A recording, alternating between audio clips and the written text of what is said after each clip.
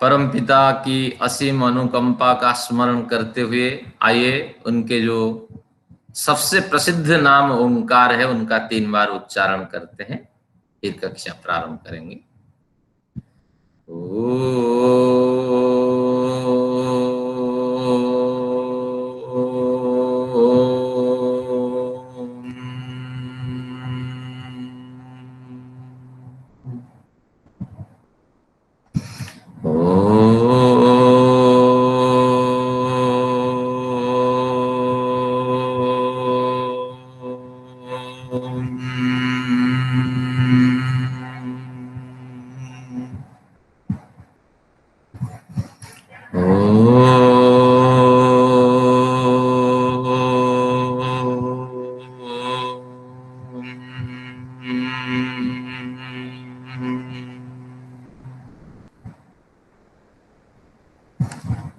ओम शांति शांति शांति। आज के इस सांख्य दर्शन की 8वीं कक्षा में उपस्थित सभी मातृशक्ति सज्जनों, आप सभी लोगों को यथा योग्य अभिवादन।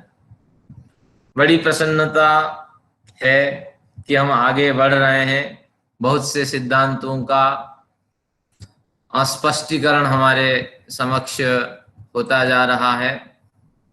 तो अब आज के प्रकरण में हम भी एक बढ़िया विषय लिए हैं। प्रकृति ही इस विशाल सृष्टि का उपादान कारण है। यानी प्रकृति, जो मूल प्रकृति है, प्रकृति के 2 स्वरूप है, कार्य प्रकृति और कारण प्रकृति। तो जो कारण प्रकृति है वो बलशाली है, तो वह अविनाशी है और अनादि है। वही प्रकृति ही संपूर्ण सृष्टि, जो लोक लोकांतर फैले हुए हैं, तो इन सभी का वही प्रकृति ही उपादान कारण है। इस तत्व को पढ़ेंगे। इससे पूर्व एक मैंने प्रश्न में विषय रखा था, जिससे इस विषय का स्पष्टीकरण हो जाएगा। भविष्य में फिर इसकी समस्या आपको नहीं रहेगी। उसको खोल देते हैं। यद पिंडे तद ब्रह्मांडे, जो पिंड में है वह ब्रह्मांड में है।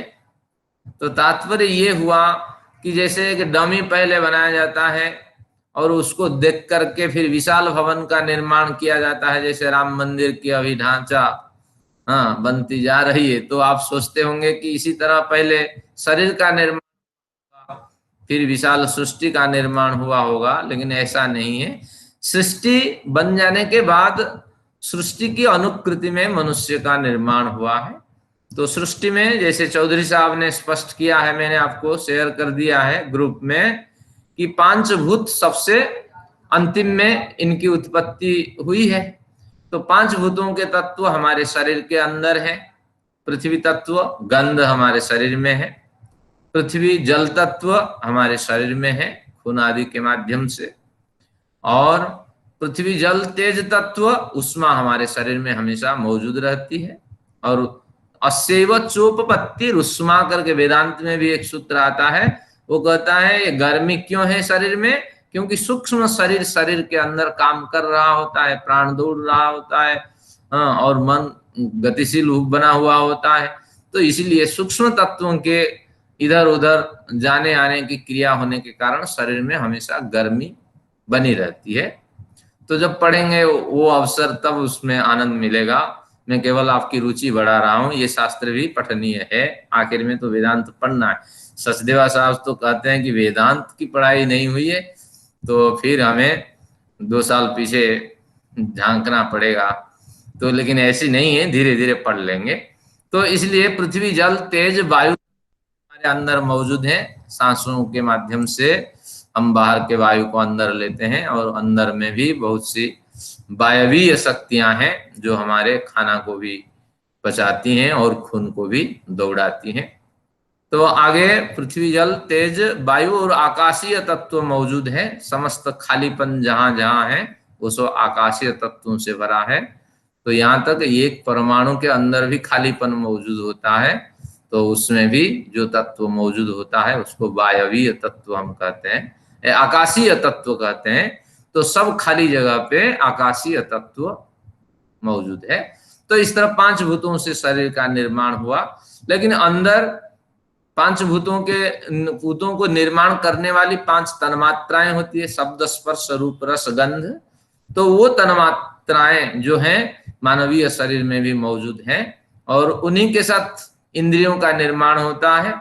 तो आगे संख्य शास्त्रकार कहेंगे जो इंद्रियां हैं वो जो अहंकार है, अहंकार जिनका जनक है, अहंकार के 2 विभाग करेंगे। जब सात्विक अहंकार होगा, संख्य शास्त्र का विचार है, सात्विक अहंकार से इंद्रियां हमारी बनती हैं, ज्ञान इंद्रियां, कर्म इंद्रियां और मन आदि, ये सात्विक अहंकार से ये बन के तैयार हो जाती हैं।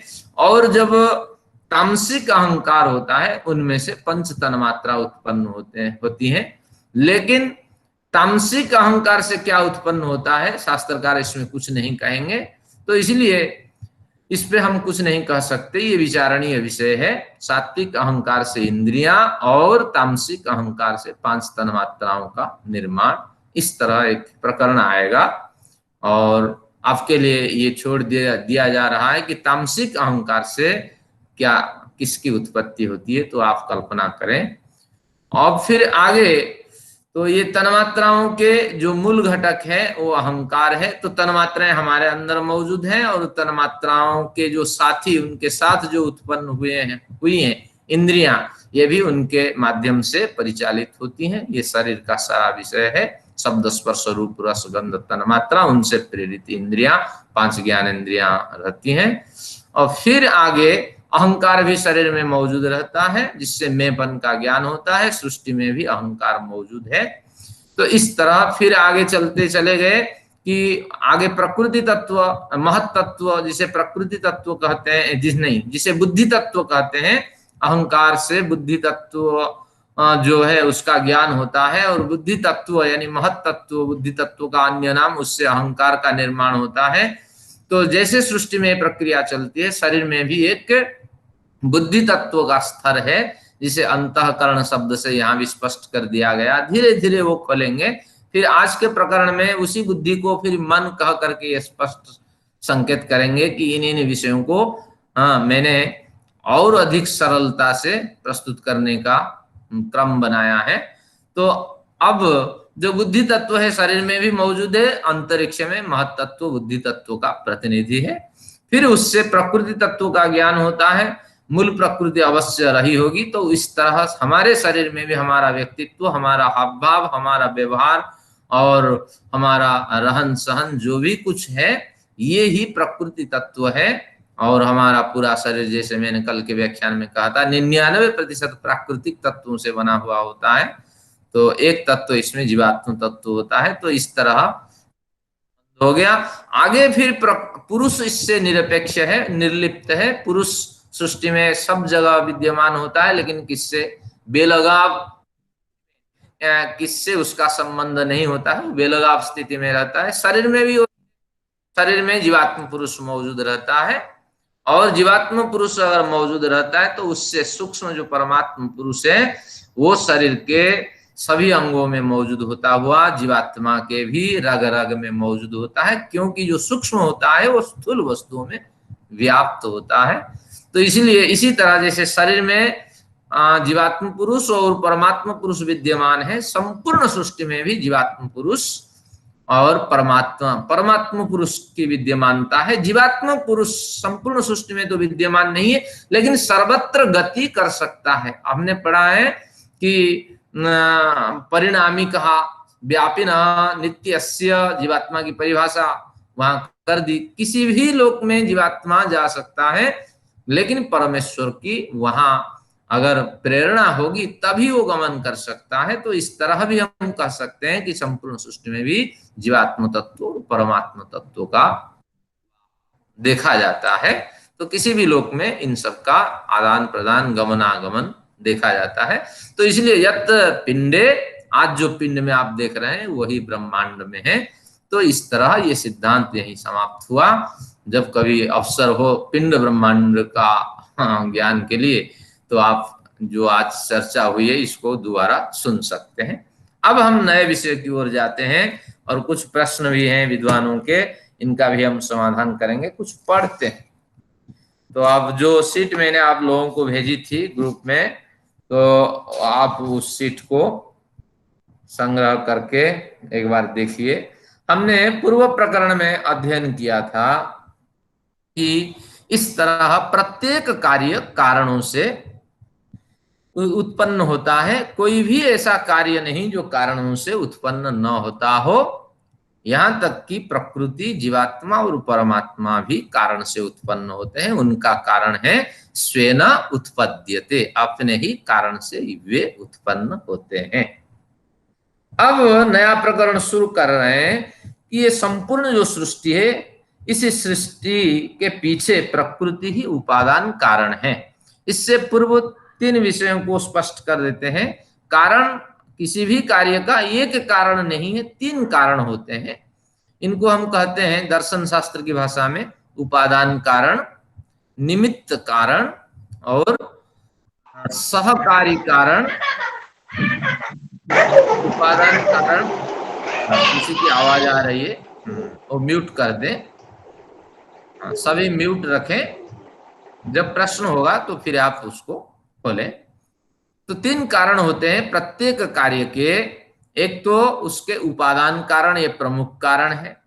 एक निमित्त कारण है, किसी निमित्त विशेष के कारण से उस वस्तु में परिवर्तन होता है।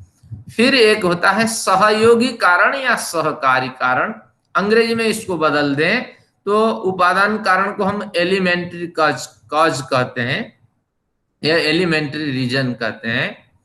और जो निमित्त कारण है, बहुतों ने जो मन में आया, इसका कोई निर्धारण नहीं हो पाया। मैं तो समझता हूं अंग्रेजी में इसका अर्थ होना चाहिए अनचेंजेबल कॉज, जिसको हम बदल नहीं सकते, लेकिन वो बिल्कुल जैसा ही वैसा ही मौजूद रहता है और उसके बिना कुछ होता ही नहीं है, बिना कुंभकार के कुछ होगा ही नहीं। तो इस तरह अनचेंजेबल कॉज, मेरी भाषा में आप और कुछ कह सकते हैं, अनासक्त कारण कह सकते हैं, लीनेंट कॉज कह सकते हैं, हाँ और कुछ भी कह सकते हैं, लेकिन हमें मुझे तो इससे कोई प्रयोजन नहीं। मेरी शब्दावली है अनचेंजेबल कॉज, और एक क्या कह सकते हैं सप्लीमेंट्री कॉज। हाँ, तो इस तरह सप्लीमेंट्री, अनचेंजेबल और एलिमेंट्री कॉज ये अंग्रेजी में। तो इन तीनों को समझते हैं। एक घड़ा का निर्माण हुआ, इस घड़े को निर्माण करने वाला कुंभकार रहा, तो इसलिए कुंभकार का जैसा ज्ञान रहा, जैसी अनुभूति रही, जैसा एक्सपर्टनेस कुंभकार दिखाया, उस हिसाब से घड़ा बन के तैयार हो गया।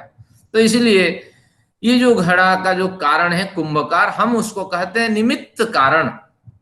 ये हमेशा उस घड़े के साथ नहीं रहा, किसी निमित्त, किसी प्रयोजन के कारण वो आके टकराया और घड़ा बनाया, घड़े को मार्केट में बेच दिया और आराम से अपने घर चला गया और अपने घर में सोता है, कुछ करता है। और घड़ों की क्या दुर्गति होती है, घड़े कहाँ टूटते हैं, फूटते हैं, उसको कोई लेना देना नहीं। तो इस तरह कुंभकार घड़े निर्माण में निमित्त कारण है। और घड़ा जिन पदार्थों से बना है वो मेटेरियल काज हम उसको कह सकते हैं, लेकिन एलिमेंट्री काज ये बहुत बढ़िया शब्द है, लेकिन उसी को आप कुछ भी कहिए, लेकिन उसका नाम संस्कृत में उपादान कारण है। जिन वस्तुओं से घड़ा का निर्माण होता है उसका नाम उपादान कारण है। उसमें जो कलर रहेगा, जैसी मिट्टी रहेगी घड़ा में, ऐसी मजबूती आएगी और ऐसा रंग आने लगेगा। और कभी भी वो उपादान कारण घड़े को छोड़ के नहीं रह सकते।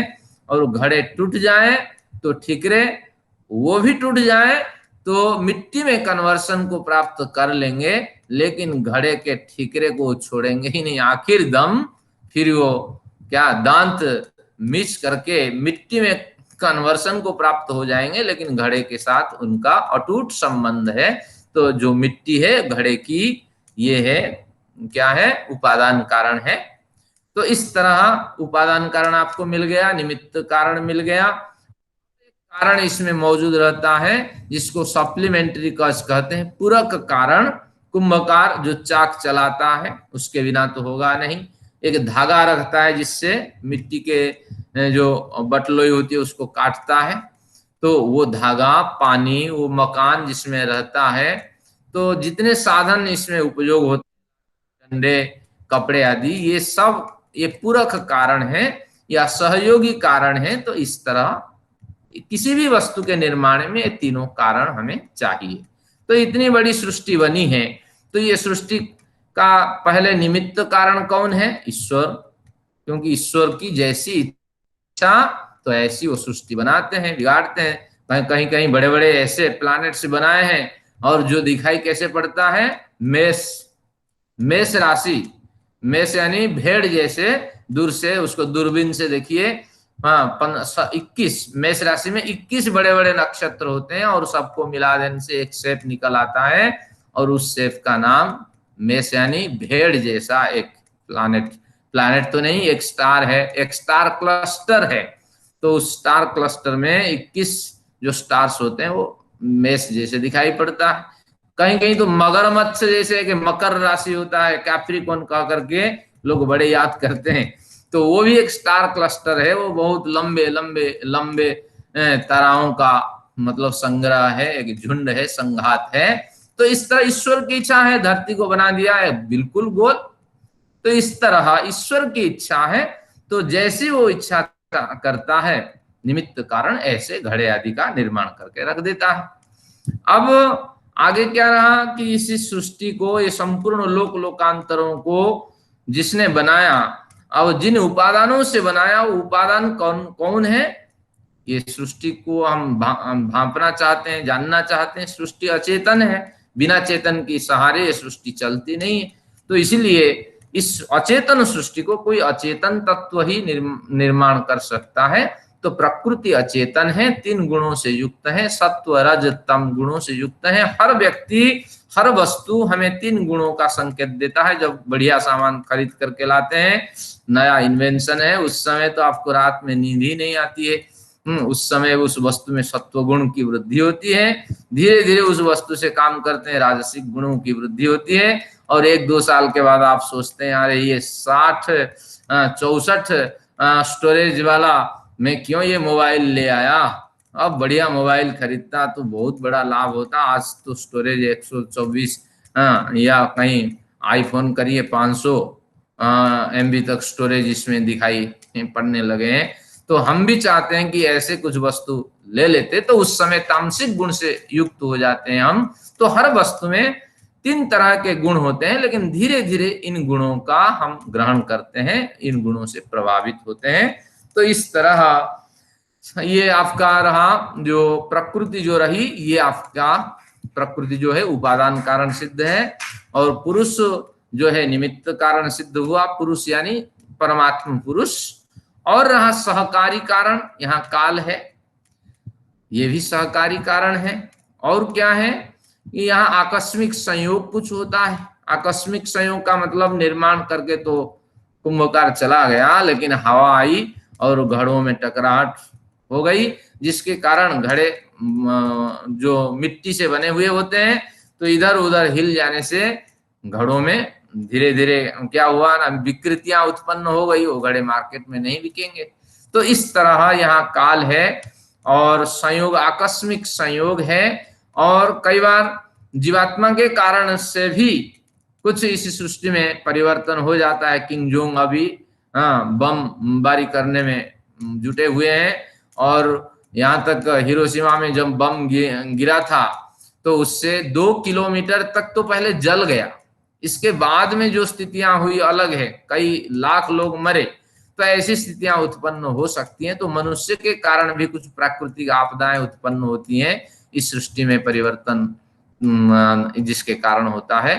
तो काल है, और काल के कारण जो प्राकृतिक आपदाएं मनुष्यकृत हैं, और कुछ दैवी आपदाएं होती है जो प्रकृतिकृत हैं।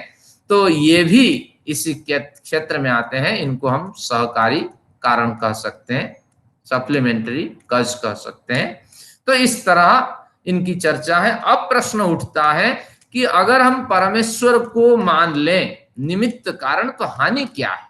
क्योंकि ये सारी प्रकृति, ये जीवात्मा परमेश्वर में तो आश्रित रहती है, और परमेश्वर से फिर निकल के आते हैं। तो इसलिए परमेश्वर ही इनको आश्रय देने वाला और इनको प्रवृत्त कराने वाला है।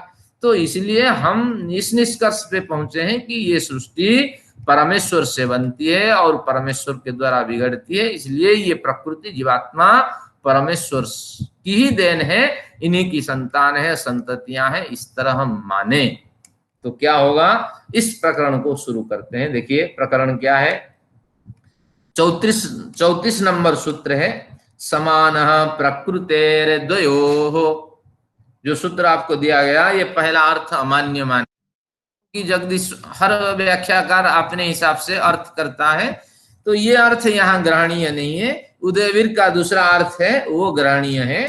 तो दूसरा अर्थ पढ़िए अथवा के बाद, समानम प्रकृतेर्द्वयोः, द्वयोः प्रकृति पुरुषयोः, प्रकृति पुरुष दोनों में, इस सृष्टि में प्रकृति भी है पुरुष है, यही तो दो तत्व है। तो प्रकृति पुरुष दोनों में, यहाँ पुरुष जीवात्मा पुरुष नहीं परमात्मा पुरुष है, इन दोनों में से प्रकृते है यानी प्रकृति को व प्रकृति का ही उपादान कारणत्व कहना, समान समान यानी सामंजस्य पूर्ण है। ये कथन सामंजस्य पूर्ण है, महत्वपूर्ण है। तो इस तरह अगर माने तो आपका क्या कहना है, बिल्कुल हम भी वही मानते हैं कि इन दोनों में, प्रकृति और पुरुष इन दोनों में प्रकृति है, प्रकृति का उपादान कारण, प्रकृति की उपादान कारणता सामंजस्य पूर्ण है, समान है, यानी सभी के द्वारा स्वीकार योग्य है, स्वीकारार्ह है। तो इसलिए प्रकृति और पुरुष दोनों में से प्रकृति को ही उपादान कारण वाली सत्ता आप माने, और हम भी मानते हैं, और सिद्धांत भी यही मानता है। तो इस तरह सिद्धांति का पक्ष यहाँ स्पष्ट हो गया। अब 35वें सूत्र पे आते हैं। तो आप कहेंगे यहाँ दूसरा अर्थ जो ऊपर दिया था, प्रथम अर्थ, इसको क्यों नहीं लिए? ये जगदीश्वरानंद जी के अपने विचार हैं, लेकिन यह विचार आगे के प्रकरणों में मेल नहीं खाता है, इसलिए इसको मैंने नहीं लिया। तो सूत्र के, एक सूत्र के कई अर्थ हो सकते हैं, जितने टीकाकार होंगे उनमें भिन्नता दिखाई पड़ेगी, लेकिन जो संगति योग्य अर्थ है उसका निर्णय तो पाठक ही करेगा, इसलिए मैंने दूसरा अर्थ लिया। तो द्वयोः प्रकृति पुरुषयोः प्रकृतेः उपादान कारणता समाना, समान यानी सामंजस्य पूर्ण। इस तरह ये चर्चा हो गई। आगे देखते हैं 35वां सूत्र, अधिकारी त्रैविध्यान्न नियमः, अधिकारी त्रैविध्यान्न नियमः। इसमें ये कहना चाहते हैं कि अगर पूर्व पक्षी इस बात को रखे तो सिद्धांति तो इसको स्वीकार प्रदान करता है, और सिद्धांति का भी यही पक्ष है जो पूर्व पक्ष रखता है। जब मियाँ बीवी दोनों राजी, तो फिर क्या करेगा काजी, यानी फिर समस्या क्यों उत्पन्न होती है? क्योंकि पूर्व पक्षी को कोई इसमें विरोध नहीं, प्रकृति को उपादान कारण मानने में उत्तर पक्षी को कोई विरोध नहीं है, लेकिन फिर भी बहुत से लोग हैं मानने को तैयार ही नहीं है। सब कुछ ईश्वर से उत्पन्न होता है, सब कुछ ईश्वर ही पैदा करता, ये प्रकृति कुछ नहीं है, जीवात्मा कुछ नहीं है, सब कुछ ईश्वर है, सर्वम खलुविदम ब्रह्म, बड़े सिद्धांत मिलते हैं। लेकिन ये सूत्र शंकर के पहले बना था, शंकर को देख करके सूत्र नहीं बनाया गया, लेकिन शंकर के अपने विचार थे, क्योंकि शंकर इन सभी शास्त्रों को भलीभांति पढ़े, लेकिन पढ़ाने का अवसर नहीं मिला। जैसे मैंने पूर्व कक्षाओं में बताया था, जब पढ़ाने का अवसर नहीं मिला तो भ्रांतियां हो गई, और वो वेदांत पे ही लगे रहे, दूसरे दर्शनों के भाष्य नहीं किए। अगर करते तो उनमें भी परिवर्तन करते, लेकिन इतना अवसर नहीं मिला, और 32 साल में उनका शरीर शांत हो गया। अष्टवर्ष चतुर्वेदी, 4 वेदों का अध्ययन कर लिया 8 वर्षों में, सस्वर अध्ययन किया। 16 सर्वशास्त्रविद, 16 वर्ष होते ही सभी शास्त्रों का, इन सभी शास्त्रों का अध्ययन कर लिया। अब तो हम बुढ़ापे में अध्ययन कर रहे हैं, उस 16वें साल में, क्योंकि वो ज्यादा प्रबुद्ध और पूर्व संस्कार से युक्त थे। और द्वात्रिंशति कृतम भाष्यम, द्वात्रिंशत्याम द्वात्रिंशतौ कृतम भाष्यम, तो 32 साल में उस भाष्य जो लिखने थे वो सब लिख लिए। और ततस्तु गुणिरभ्यगात, इसके बाद फिर ईश्वर को प्यारे हो गए। तो 32 साल के व्यक्ति जो उस समय उनकी समझ रही, और प्रारंभिक ये हमारे सिद्धांतों का उन्नेता है, प्रस्तोता है, इस सम्मान के साथ इनका हम आदर करते हैं। अब बात आती है कि बहुत से लोग कहते हैं नहीं नहीं सब कुछ ईश्वर से बना है, तो फिर ये भिन्नता क्यों? हम मानने को ही तैयार नहीं है कि प्रकृति का एक अलग तत्व है, जीवात्मा का एक अलग तत्व है। अब सूत्रकार इसका समाधान देते हैं। अधिकारी त्रैविध्यान्न नियम, अधिकारियों में 3 भेद होता है, क्योंकि कोई बहुत जल्दी ग्रास्प करता है, पकड़ता है, सिद्धांतों को समझता है, कोई थोड़ी समझता है और थोड़ा आलसी भी बना रहता है, और कोई बिल्कुल मंद है, अधम श्रेणी का है, इधर से सुन लिया उधर से निकाल लिया। तो हम सभी श्रोताओं में भी यही स्थिति है, और हम सभी विद्वानों में भी यही स्थिति है। जब कक्षा होगी, एक विद्वानों को कहीं प्रवचन देने के लिए हमने निवेदन किया, वो कहते हैं आज मत कहिए, क्योंकि प्रवचन हमारे यहाँ 8 बजे होता है, तो कहते हैं आज मत कहिए, कल सुबह मुझे 7 बजे फोन करके मैं तैयारी करूंगा, नहीं तो भूल जाऊंगा। तो इस तरह जो 1 घंटे में प्रवचन तैयार करता होगा, कैसा प्रवचन होता होगा। तो इसलिए इनको हम अधम श्रेणी में रखते हैं। तो उत्तम, मध्यम, अधम, इस तरह 3 श्रेणी के लोग होते हैं, जिसके कारण से समझ में भिन्नता होती है। उत्तम श्रेणी के व्यक्ति समझ जाते हैं, मध्यम श्रेणी के व्यक्ति उधेड़ बुन में घूमते रहते हैं, मानू या न मानू, मानू या न मानू। और मंद श्रेणी के व्यक्ति, अरे कुछ भी हो, संडे तो है, जाओ 100 रुपए मंदिर में दे आओ, नमन कराओ, हे भगवान तुम उसी मंदिर में बैठे रहो, मैं तो कुछ बना नहीं और बनना भी बदलना भी नहीं चाहता, ना ग्रंथ पढ़ना चाहता। संडे को आप और हमारी इस तरह मुलाकात होती रहेगी। तो ये मंद श्रेणी के व्यक्ति हैं। अब यहाँ एक शास्त्रार्थ में आपको स्पष्ट कर देना चाहता हूं, ये क्यों विभाग होता है। तो विभाग जो होते हैं, यानी इस तरह जो भेद होता है, इसके पीछे 4-5 कारण होते हैं। इसको आप लिखिए, जिससे आपको धीरे धीरे शास्त्र में प्रवेश करने में योग्यता प्राप्त हो जाएगी। तो 3 जो विभाग होता है वक्ताओं में, श्रोताओं में, इसके पीछे पहला कारण है पूर्व जन्म का संस्कार। जैसे संस्कार जिसके होते हैं, और मैंने कहा जो भी संस्कार हम, बार बार मैं कहता हूं, जो भी संस्कार हम लेके आते हैं वो 60% होता है। तो इतना बलशाली होता है कि आपको बिल्कुल पंगु, अपंगु और मूक बधिर कुछ भी बना के छोड़ देता है, और उसी हिसाब से आपको जीवन जीना होता है। तो पूर्व जन्म के 60% संस्कार, जो 40% आपके हाथ में रहा, तो उसमें गुरु के उपदेश अगर आपको मिल जाते हैं, उसमें परिवर्तन होता है। कोई अच्छा व्यक्ति मिल जाए, कुछ समझ बढ़िया उत्पन्न कर दे, जिसके कारण परिवर्तन होता है। तीसरा इसमें स्वाध्याय, जो आपने पढ़ लिया, जान लिया, अगर उसको बार बार अभ्यास नहीं करते हैं तो ये मंदता आप में बनी रहेगी, अधम, या आप मध्यम श्रेणी के साधक बनेंगे, उच्च श्रेणी के नहीं बन सकते। संस्कार, गुरुपदेश, स्वाध्याय। स्वाध्याय कर लेने के बाद एक अभ्यास भी आता है, नियत समय पे और लंबे समय तक इसका बार बार आप चिंतन मनन करते रहिए, तब जाकर के अभ्यास में आपको सफलता मिलेगी। नहीं तो पढ़ लिया और गुरु से सुन लिया, सारा विस्मरण हो जाना है। जब अंदर ही अंदर उत्पन्न होता ही नहीं है, जैसे जब होगा ही नहीं कोई संस्कार अंदर से उत्पन्न, तो फिर उतना उत्साह बना नहीं रहेगा। धीरे धीरे उसको छोड़ के और कुछ अपना लेंगे और कोई साधन कर लेंगे। तो 4 हो गए, पूर्व जन्म के संस्कार, गुरुपदेश, स्वाध्याय, अभ्यास और वैराग्य। इस पे विशेष चर्चा आज करनी है, जिससे आपको लाभ मिलेगा।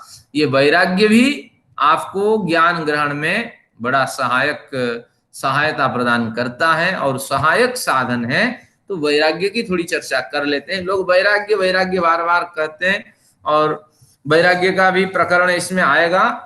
कल का भी व्याख्यान था, उसमें भी वैराग्य की चर्चा हुई थी। मन में विचार आया कुछ वैराग्य के बारे में, शास्त्रीय सिद्धांत में आपको बताऊं, जिससे मुझे भी चिंतन करने का एक अवसर मिलेगा।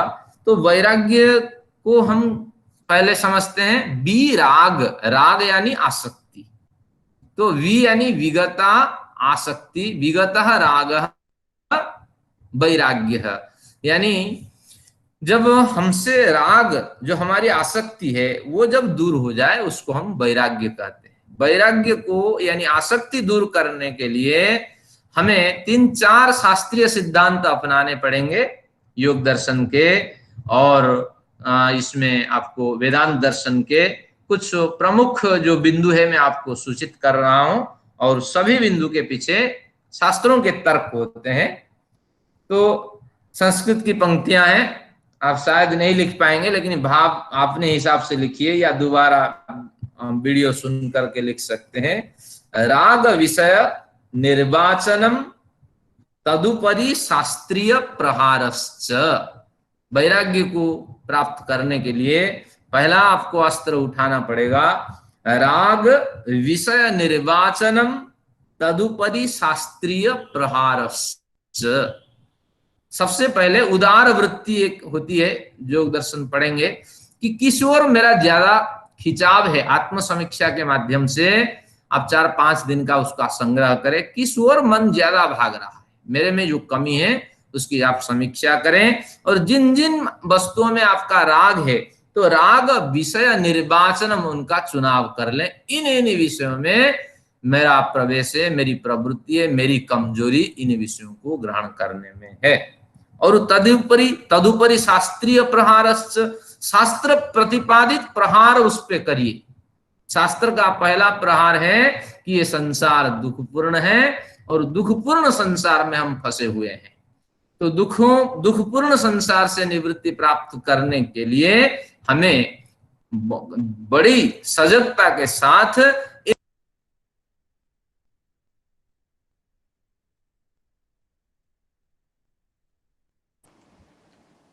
आपकी आवाज चली गई है आचार्य जी, आवाज। ठीक है, तो शास्त्रीय प्रहार जो है, पहला प्रहार है कि ये संसार दुखपूर्ण है, तो दुखमय संसार में हम जी रहे हैं। 3 दुख तो ऊपर से हैं, और फिर परिणाम ताप और संस्कारजन्य दुख ये भी मिलते हैं, और कई तरह की समस्याओं से हम बंधे हुए हैं। इसलिए इन दुखों से निवृत्ति तब हमारी होगी जब हम वैराग्य को प्राप्त करेंगे। जिन जिन विषयों में हमारा राग है, उन विषयों को हम छोड़ दें। तो इसलिए ये पहला प्रहार आप समझ लेना कि सांसारिक दुखों का चिंतन, ये पहला प्रहार है। दूसरा प्रहार इसमें क्या है कि बांता वले ही स्वा, बांता वले ही स्वा। बांता वमिट को कहते हैं, अवलेह यानी चटने वाला। तो वमिट को चटने वाला मैं कुत्ता हूं, इस तरह शास्त्रीय प्रहार आपने करिए कि मैं जिन जिन विषयों को छोड़ दिया हूं उसको अगर ग्रहण करता हूं, तो मैं ऐसा कुत्ता हूं कि जो कुत्ता वमिट को भी खा जाता है। तो इस तरह जिनको मैंने छोड़ चुका हूं उन्हीं को फिर ग्रहण करता हूं। निश्चित रूप से कुत्ता तो बच जाता है, उसकी स्वाभाविक वृत्ति है, उसके बड़ी के जो फंक्शंस हैं उस हिसाब से वमिट को खा करके भी वो बच जाता है, लेकिन मैं नहीं बच सकता। मैं मनुष्य हूं, क्योंकि वमिट वही पदार्थ होती है जो अंदर ही नहीं रह सकता, जिसकी एसिडिटी के कारण शरीर में उसको निकालने की प्रक्रिया शुरू होती है। अगर मैं दोबारा उसको अंदर से डालूं तो मेरी क्या स्थिति होगी। तो इस तरह अपने पे प्रहार करिए। ये पंक्ति बल्कि रट के रखिए, जिसे हम लोगों ने रट के रखिए, बांता वले ही स्वा, इस तरह शास्त्रीय प्रहार करिए। तो वैराग्य अपने आप उत्पन्न हो जाएगा कि मैं कुत्ता हूं जो वमिट चटने वाला। अब तीसरा प्रहार शास्त्र करता है, घोरेशु संसार अंगारेशु तप्यमानः। मैं संसार के अंगार में तप रहा हूं। हर व्यक्ति जो मेरे पास आता है, मेरे संपर्क में आता है, वो मेरा समय ही खाता है। जैसे अंगार के भट्टी में अगर आप तंदूरी को डालते हैं, तो हर जो कोयला है उस तंदूरी को पकाने में लगा हुआ होता है और सामर्थ्य रखता है। तो हर व्यक्ति जो अच्छा साधक भी है, गुरु भी है, तपस्वी भी है, पत्नी है, पुत्र है, बच्चे हैं, पति है, जो भी है, वो अंगार की भांति है, तप्यमान अंगार की भांति है। वो मेरा समय बर्बाद करता है और मुझे दुर्गति की ओर ढकेलता है। उसके प्रयोजन सिद्धि के लिए वो मुझे किसी भी हद तक प्रवृत्त कराता है। तो इसलिए बड़े फुक फुक करके कदम रखना है। तो इस तरह अगर शास्त्रीय प्रहार अपने पे करेंगे तो जो जिन विषयों में आपकी आसक्ति है वो धीरे धीरे कम होती जाएगी। पहले पर्याय में आसक्ति को आप कम करिए, ये पहला सिद्धांत है वैराग्य प्राप्त करने का। दूसरा सिद्धांत इसमें है कि सांसारिक दुख चिंतनम च असंस्कार जो गृहीत भोगी स्यात्, असंस्कार जो गृहीत भोगी स्यात्, इसमें ये कहता है कि हम उन विषयों को ग्रहण करने में क्यों प्रवृत्त होते हैं, इसलिए प्रवृत्त होते हैं क्योंकि उस विषयों को ग्रहण करते वक्त हमने अपने अंदर संस्कार उत्पन्न कर लिया। वाह क्या बढ़िया व्याख्यान हुआ है, वाह क्या बढ़िया भोजन बना है, वाह क्या आज विशेष सुख है, आनंद आ गया, मजा आ गया। ये हम इस तरह बोल के अंतःकरण के अंदर संस्कार बना दिए हैं, वासनाजन्य संस्कार बन चुका है। जब संस्कार बन जाएगा तो बार बार वो संस्कार आपको खींचता हुआ ले आएगा कि एक बार पोर्नोग्राफी देखा जाए, एक बार फ्राइडे है चलचित्र देखा जाए, हाँ एक बार तमाशा देखा जाए, एक बार आज संडे है जाकर के होटल में खाया जाए। ये सभी संस्कार आपके बन चुके हैं, तो इसलिए इन भोगों की ओर आपकी प्रवृत्ति है। तो अब आपको क्या करना है, असंस्कार जो गृहीत भोगी स्यात्, आप भोगी बनिए, विषयों को ग्रहण करिए, इसके बिना तो जी नहीं सकते, भोजन तो चाहिए, लेकिन अब जो भोजन ग्रहण करेंगे उस भोजन को संस्कार में उत्पन्न करने वाला भोजन न बनाइए। केवल दैनिक व्यवहार के लिए मुझे चाहिए प्रोटीन चाहिए, मुझे कैल्शियम चाहिए, मुझे कार्बोहाइड्रेट चाहिए, तो इस प्रयोजन से आप भोजन करिए, लेकिन अंदर में इतनी गहराई से इसको न बैठाइए कि मुझे बिना पनीर के भोजन नहीं करना है, मुझे बिना मछली के अंडे के भोजन नहीं करना। ये संस्कार न बनाइए। अगर बन गया तो फिर धीरे धीरे वासना जन्य संस्कार बना तो वो फिर आपको बार बार भोगों को ग्रहण करने में प्रवृत्ति कराती रहेगी। तो इसलिए ये ध्यान रखिए। तो इसके साथ भी शास्त्रीय कुछ प्रहार होते हैं, जैसे आप अपने को विषयों से दूर रखें। अगर दूसरे ग्रंथों की बात करें, वो कहते हैं न स्पृशेत दारभिम तनुम। एक लकड़ी जो साधु बन जाता है, जो वैरागी बन जाता है, वो पत्नी की भावना से एक लकड़ी को भी पास में न रखें, एक तकिया भी पास में न रखें। धीरे धीरे उससे वासनाएं उत्पन्न होगी, फिर वो उन वासनाओं से फिर आपकी जो शारीरिक ऊर्जा है उसका पात होगा, जिससे आपको परेशानियां होगी और आपके फिर जो जीवन यात्रा है, जो व्यवस्थाएं है, वो चरमरा जाएगी।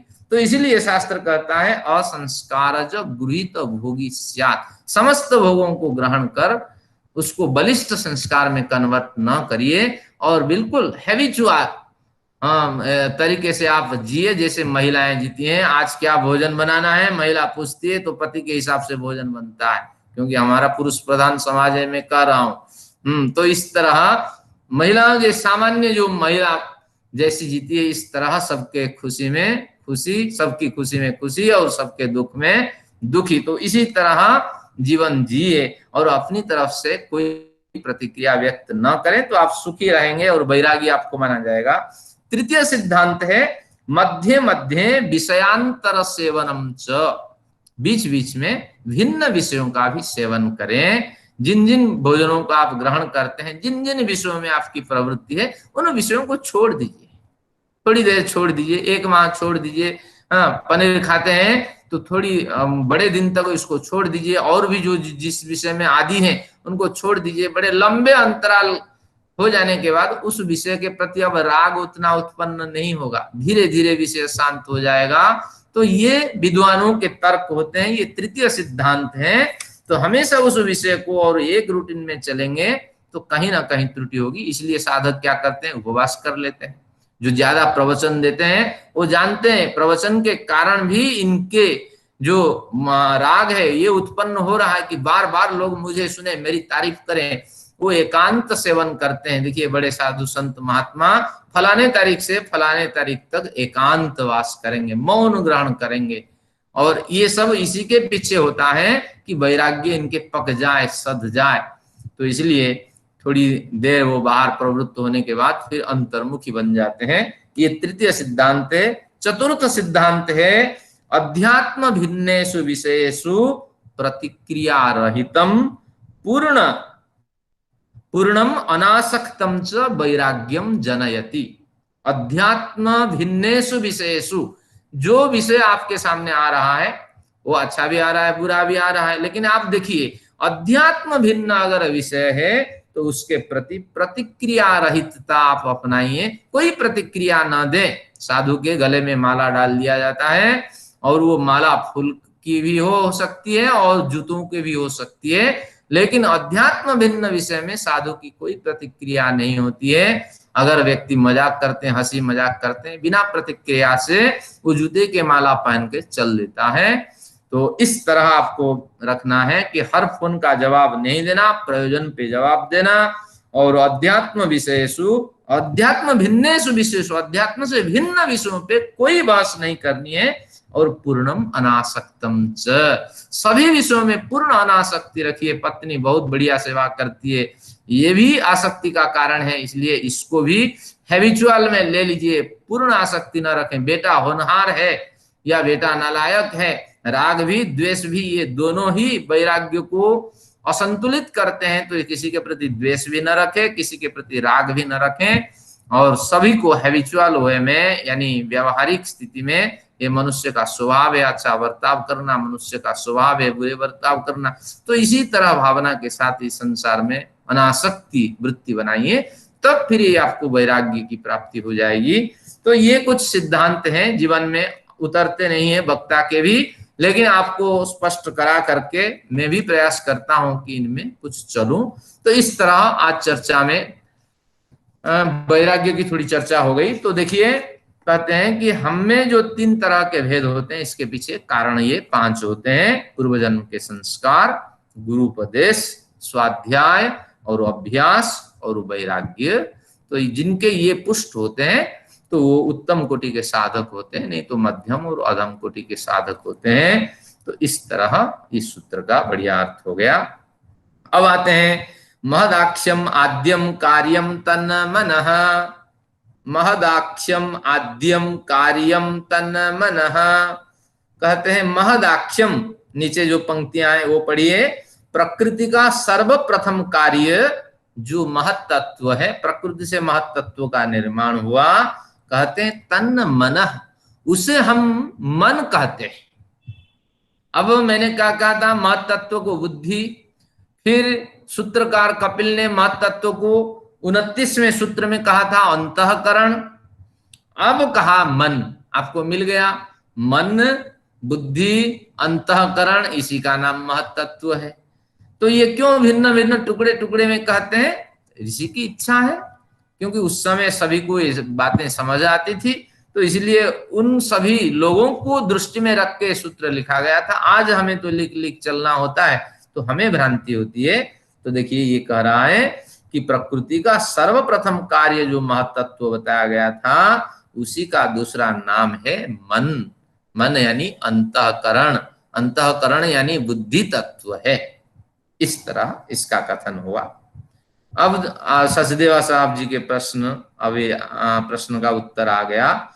चरमो अहंकार, चरमो अहंकार, इसमें कहा चरम अहंकार, और अहंकार की एक चरम स्थिति होती है। चरम यानी उत्कृष्ट स्थिति होती है, महत्वपूर्ण स्थिति होती है। लेकिन इन्होंने जो भाष्यकार ने ततः पश्चात इसको मान लिया, चरम को संगति लगाने के लिए। लेकिन वास्तविक ऋषि की शब्दावली चरम से ततः पश्चात नहीं हो सकता। महत्त्व की एक अलग स्थिति है। बात ये हुई जब मन बुद्धि और अंतःकरण की बात हो गई, तो अहंकार का भी उल्लेख हो जाना चाहिए, ये प्रश्न उठा। तो कहते हैं चरम अहंकार, अहंकार एक श्रेष्ठ स्थिति का नाम है। तो इसलिए अहंकार इसके अंदर मैंने इसको नहीं गिना, लेकिन अहंकार का एक भिन्न परिभाषा में भिन्न परिभाषा करूंगा, और जिसके कारण से अहंकार का स्पष्टीकरण आपको विशेष रूप से हो जाएगा। तो चरमो अहंकार, अहंकार को ऊपर में न लेकर के उत्कृष्ट स्थिति के रूप में अहंकार को मैंने रखा, और उसकी विशेष व्याख्या में करूंगा। समय जैसे आएगा अहंकार को खोलेंगे। फिर आगे कहते हैं तद कार्यत्वम उत्तरेषाम, तद कार्यत्वम उत्तरेषाम, तत्कार्यत्वम यानी उसके पश्चात कहे जाने वाले जो भी कार्य बने, सभी कार्यों को जन्म देने वाला कौन है? यही तो अहंकार है, क्योंकि आगे तो सभी सूक्ष्म भूत पदार्थ है, वो हमारे पकड़ के बाहर है। अहंकार से हमारी सृष्टि, हमारा जगत चलता है, क्योंकि पांच भूतों का निर्माण होता है, एकादश इंद्रियां प्रवृत्त होती हैं, फिर पुरुष उसमें प्रवेश करके शरीर धारण करता है, जीवात्मा पुरुष, फिर परमात्मा पुरुष का जीवात्मा पुरुष से ज्ञान होता है। तो कहते हैं यहाँ तत्कार्यत्वम, तत्कार्यत्वम यानी अहंकारस्य कार्यत्वम उत्तरेषाम, उत्तरेषाम पदार्थानां मध्ये तत्कार्यत्वम अहंकारस्य कार्यत्वम सिद्ध्यति। उत्तरवर्ती जो भी पर्याय बने, पंच तन्मात्रा, आभ्यंतर और बाह्य इंद्रियां, ये जो 11 इंद्रियां, ये सब अहंकार के कार्य है। आपको अरुचि यहाँ उत्पन्न हो रही होगी कि इन बातों को तो हम पहले 26वें सूत्र में सुन चुके हैं। फिर उन्होंने कार्य कारण के प्रकरण में इन्हीं बातों का भी कथन कर दिया। अब फिर तीसरे पर्याय में इन्हीं बातों का फिर कथन कर रहा है। इसके पीछे क्या कारण है? कारण ये है कि एक बढ़िया सूत्र चलता है इसमें मीमांसा में। इस सूत्र को, सूत्र तो नहीं, उसको कहते हैं न्याय। न्याय शब्द का अर्थ युक्ति। न्याय कहेंगे फलाने न्याय से, यानी फलानी युक्ति से। तो युक्ति क्या है? स्थूणा विखनन न्याय। स्थूणा विखनन न्याय। स्थूणा यानी खंभा। खंभा आपको गाड़ना है, सब्बल लेकर के मिट्टी खोदना होता है। तो एक चोट से थोड़ी मिट्टी खुद जाती है, मिट्टी को बार बार चोट लगा कर खोदना पड़ता है। तो इसलिए स्थूणा विखनन न्याय से बार बार इन प्रसंगों का कथन होता है कि आपके हृदय में बैठ जाए कि बात आखिर यह है, बात आखिर यह है, यह स्पष्ट करने के लिए स्थूणा विखनन न्याय से बार बार चोट मार करके गड्ढा बनाया जाता है और खंभ उसमें गाढ़े जाते हैं। तो इसलिए आपके हृदय में गड्ढा बनाने में ये लगे हुए हैं कपिल महर्षि, ताकि माँ भी समझ जाए, उनकी माँ भी समझ जाए और हम भी समझ जाए। तो अब स्थूणा विखनन न्याय से उन्हीं बातों को फिर कथन करते हैं कि उत्तरवर्ती पर्याय में जितने भी कार्य हुए, ये सभी कार्य अहंकार के कारण से ही बने। अहंकार के दो स्रोत निकले। जो सात्विक अहंकार है उनसे इंद्रियां बनी, जो तामसिक अहंकार है वहां पंचभूतों का, पंच तन्मात्राओं का निर्माण हुआ, पंच तन्मात्राओं से पांच भूतों का निर्माण हुआ। तो इस तरह ये कथन आपका स्थूणा विखनन न्याय से पूर्ण हो जाने के बाद अब फिर उसी उपादान कारण की चर्चा करते हैं। देखिए, आद्य हेतुता तद्वारा पारंपर्ये अपि अणुवत। आद्य हेतुता, आद्य हेतुता यानी प्रथम कारण होना।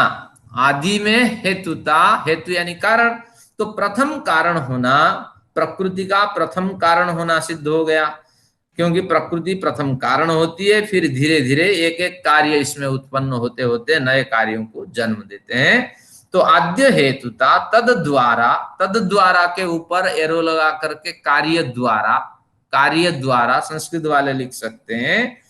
तो आद्य हेतुता प्रकृति का प्रथम कारण होना, तद द्वारा प्रकृति द्वारा, और तद द्वारा प्रकृति के द्वारा किए जाने वाले कार्य से पारंपर्य, परंपरा से ज्ञान हो जाता है कि प्रकृति द्वारा बहुत से कार्य किए गए और प्रकृति ही आदि कारण है इस सृष्टि का।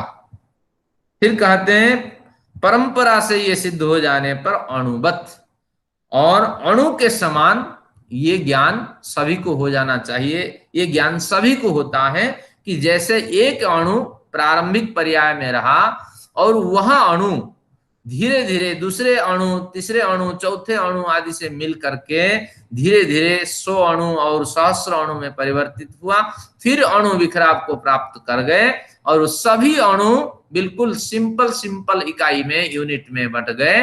जैसे आखिर हर पदार्थ के आखिर जो कण है वो अणु माना जाता है। अणु यहाँ आटम नहीं, पदार्थ का जितना भी सूक्ष्म कण हो सकता है उसी सूक्ष्म कण का नाम अणु है। आज तो पदार्थ का सूक्ष्म कण हमारे गॉड पार्टिकल है, लेकिन एटम नहीं है।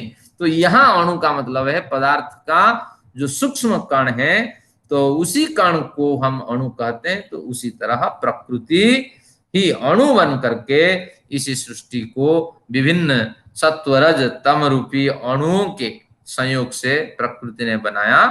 तो आखिर में ये सभी अणु जब बिखराव को प्राप्त हुए तो प्रकृति इन सबको समेट करके अपने कारण स्वरूप को चरितार्थ करती है। तो प्रकृति अणु के समान व्यवहार करती हुई स्पष्ट रूप से यहाँ प्रतीति होती है। तो प्रकृति ही आदि कारण है अणु के समान, ये इसमें कह दिया। अब 40वें सूत्र में वो कहना चाहते हैं कि पूर्व भावित्वे द्वयोः एकतरस्य हाने अन्यतर योगः द्वयोः जीवात्मा प्रकृति पुरुषयोः द्वयोः प्रकृति पुरुष दोनों में पूर्व भावित्वे यानी पूर्वकालिक सिद्धित्वे यानी अनादित्वे सिद्धे सति प्रकृति और पुरुष इन दोनों में पूर्वकालिकता सिद्ध हो जाने पर, अनादित्व सिद्ध हो जाने पर प्रकृति भी आदि शक्ति है और पुरुष भी आदि शक्ति है, ये सिद्ध हो जाने पर एकतरस्य हाने किसी एक की तो हानि करनी होगी, किसी एक को तो हटा देना पड़ेगा। क्यों? इस सृष्टि के पीछे किसका उपादान कारण है और किसका दूसरा कारण है, इस न्याय से हमें उपादान कारण की खोज करनी है।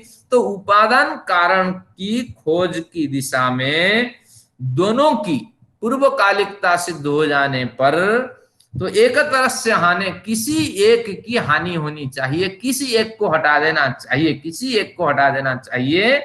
और अन्यतर योग, और जो बच जाए उसी के हमारे जो सिद्धांत है उपादान कारण का जो सिद्धांत है उसी के साथ उसको जोड़ देना चाहिए। ये सूत्र का अर्थ है, वास्तविक अर्थ है ये प्रकृति पुरुष दोनों के अनादित्व सिद्ध हो जाने पर दोनों में से किसी एक को तो आपको मानना पड़ेगा कि यही सृष्टि का उपादान कारण है, और जो सृष्टि का उपादान कारण नहीं है उसको इस सिद्धांत से दूर हटा देना चाहिए।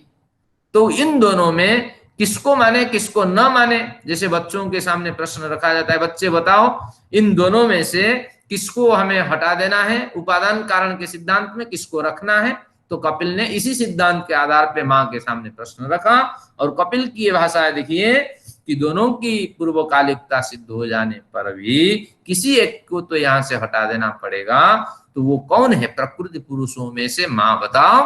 तो मां जरूर बताई होगी और हंसती हुई बताई होगी, जैसे आप बताते हैं कि बेटा मुझे तो लग रहा है निश्चित रूप से प्रकृति ही उपादान कारणता की योग्य है, और पुरुष तो चेतन है, तो चेतन से जड़ जगत बन ही नहीं सकता। तो इस तरह ये शास्त्र का एक सिद्धांत है, रोचकता उत्पन्न करने के लिए इस तरह कथन हुआ है। अब आते हैं परिच्छिन्नम न सर्वोपादानम परिच्छिन्नम न सर्वोपादानम। अब प्रकृति का उपादान कारण यहाँ स्पष्टीकरण कर लेने के बाद मन में प्रश्न उठता है कि अहंकार से ये सारी सृष्टि बनती हुई चली जाती है, लेकिन अहंकार से पहले पंच तन्मात्रा उत्पन्न होते हैं, इसके बाद फिर इंद्रियों की उत्पत्ति होती है। भले ही उस 26वें सूत्र में ये न कहा हो अहंकार के उत्पन्न होने के बाद तत्काल 5 भूत उत्पन्न हुए, भले ही न कहा हो, लेकिन ये तो विद्वान लोग समझ जाते हैं। लेकिन अहंकार से सबसे पहले तामसिक अहंकार से उत्पन्न होते हैं, ये 5 तन्मात्राएं उत्पन्न होती हैं। तो अब कहते हैं कि धीरे धीरे पदार्थ बदलते बदलते यानी 5 भूतों का विनाश हुआ, तो ये कहाँ जाएंगे? जैसे निर्माण हुआ है ऐसे विलय होगा, ये 5 तन्मात्रा में विलीन हो जाएंगे। और जीवात्मा सूक्ष्म शरीर धारण करके कहाँ विलीन होगा? पहले कहाँ जाएगा? ना इन्हीं तन्मात्राओं के चक्र में वो घूमता रहेगा, क्योंकि इन्हीं के चक्र में घूमेगा तो फिर नया जन्म उसको मिलेगा, इससे बाहर निकल जाएगा तो फिर वो फ्रीजिंग जोन में चला जाएगा, प्रलय की स्थिति में चला जाएगा। तो इसलिए जीवात्मा को कारण शरीर धारण करके घूमना इन्हीं पंच तन्मात्राओं के अंदर होता है। और जो भूत नष्ट हो जाते हैं 5 भूतों में, ये भी इन्हीं पंच तन्मात्राओं के आश्रित होते हैं। तो इसलिए पंच तन्मात्रा बलशाली है। तो ये जो सूत्र 41वां है, ये इसके लेफ्ट में लिख दीजिए, पंच तन्मात्राओं की चर्चा। इससे विषय स्पष्ट हो जाएगा जब आप पढ़ेंगे। तो कहते हैं परिच्छिन्नम न सर्वोपादानम, यानी अगर हम पंच तन्मात्रा को प्रकृति का मूल कारण मान ले, हमें पता नहीं है महतत्व क्या है, मूल प्रकृति क्या है, अहंकार क्या है, हमें इन किसी की पता नहीं है। हमें तो पंच तन्मात्रा का ज्ञान होता है। आंखों को रिप्लेस कर लेने के बाद भी एक शक्ति मौजूद रहती है, रूप तन्मात्रा। दूसरी आंख लगा देने के बाद हम देख पाते हैं। जिनसे हमारा परिचय होता है, ज्यादा नजदीक संबंध है, उसी को हम माने ना प्रकृति का उपादान कारण। हम क्यों इतनी जो अदृश्य तत्व है उनको माने? तो इसलिए कहते हैं कि अगर हम पंच तन्मात्रा को प्रकृति का उपादान कारण मान लेते हैं तो क्या हानि होगी? तो कहते हैं परिच्छिन्नम, ये परिच्छिन्न है। परिच्छिन्न का मतलब टुकड़े में बंटा हुआ है। इसकी इतनी शक्ति नहीं है, हिम्मत नहीं कि वो हमारे जो सिद्धांत हैं, उपादान कारण रूपी सिद्धांत, उसको परिपुष्ट कर सके।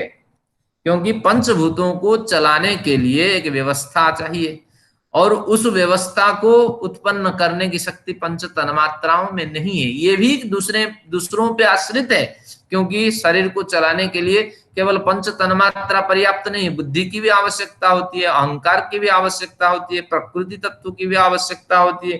तो इसलिए, और जीवात्म शक्ति मौजूद रहे तभी ये सब कुछ होता है। तो पंच तन्मात्रा सब कुछ नहीं है। अगर माने तो परिच्छिन्न में, टुकड़ों में बंटा हुआ एक छोटी सी ऊर्जा में परिवर्तित होती हुई ये पंच तन्मात्रा है।